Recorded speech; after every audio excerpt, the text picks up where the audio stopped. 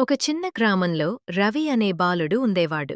రవి ప్రతిరోజూ బయట ఆడుకోవటం ఇష్టపడేవాడు. అతని ఇంటి దగ్గర ఒక పెద్ద పచ్చని చెట్టుండేది. ఆ చెట్టు అందరికీ చల్లని నీడ ఇస్తుంది.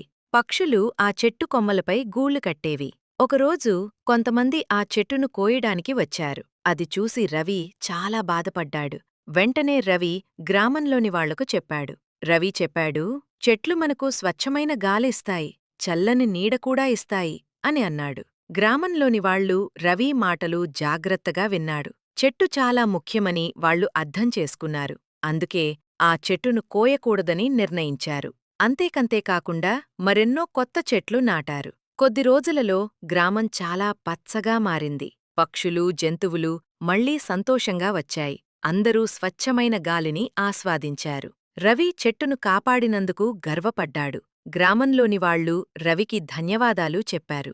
నీతి: చెట్లు కాపాడండి, జీవితం కాపాడండి.